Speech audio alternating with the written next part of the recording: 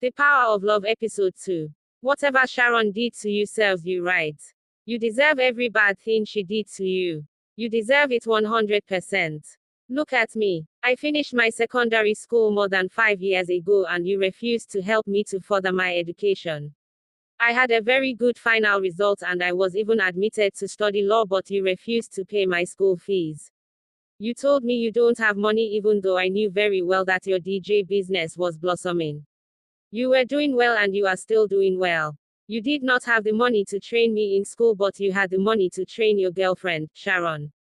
You could not pay my school fees, but you had the money to buy an expensive car for your girlfriend. And yet, you call me your sister. So my dear Judge, I'm sorry but I have no tears to shed for you. Go and nurse your wound alone. Ella told Judge harshly. She has been upset since Judge came to visit her. Judge has been heartbroken and was looking for someone to talk to, but it seemed coming to Ella, his younger sister, was a great mistake.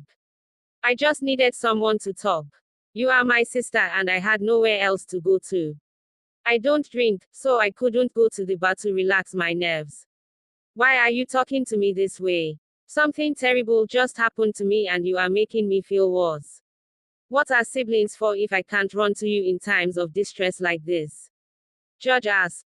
His face shows he was experiencing serious emotional pain.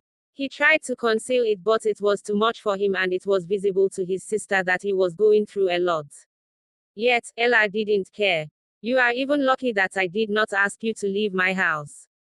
The right thing for me to have done was to chase you out of my house. But I chose to listen to you because you are my brother.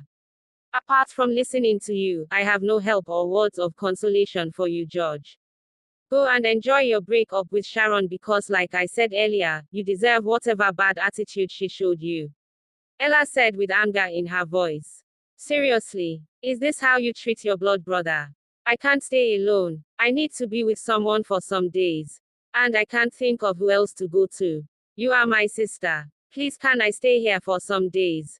And please can you stop making me feel worse about my breakup with Sharon? Judge said. For the past few days, he has not been comfortable in his house. He has been lonely and he hasn't spoken to neighbors. His DJ business has been on hold. He cancelled all appointments and jobs he got for that week. He needed emotional support and that was why he came to Ella, his younger sister. Yes, I'm treating you this way with my full chest. So, it is now you are realizing that I'm your sister. When you were busy training another lady in school, you didn't remember me. When I brought my result to you and asked for help to further my education, you did not remember that I'm your younger sister. When you bought a car for Sharon and paid all her fees while I was idle at home, you didn't know I'm your sister. Please, I don't want to hear more from you. I was busy in the kitchen before you arrived. I'm going back to continue my cooking. When you are tired of staying here, you can go back to your house and enjoy your ride with Sharon and leave me out of your problems because I have got mine to deal with. Ella said angrily and left the living room. Ella has practically struggled alone to get to the level she is in life. She is the only sibling that Judge has and she was thinking that when she finished her secondary school, she would go straight to the university since her brother had the money to pay her school fees. She was roundly disappointed when Judge refused to help her.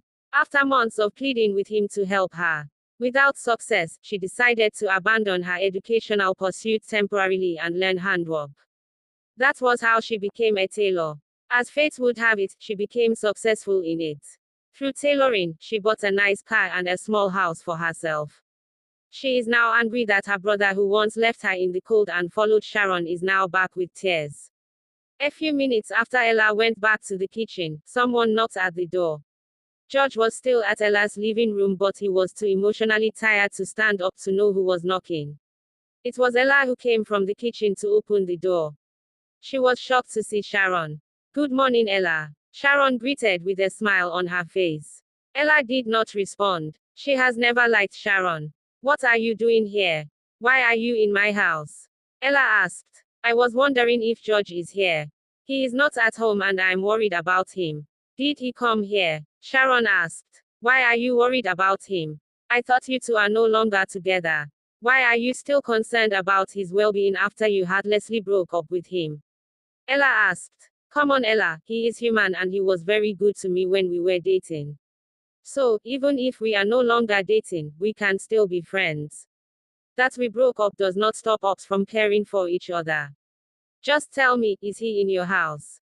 I have a message for him. Sharon said. Come in, Ella said. Sharon followed her into the living room. Hi, George. I went to your house to look for you, but you were not there. My wedding is coming up and I thought it would be nice to invite you. Here is the invitation card. You are one of the people who are important to me.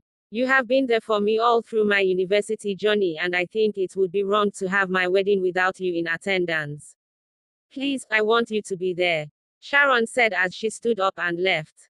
Watch out for episode 3. Parrot Queen Stories.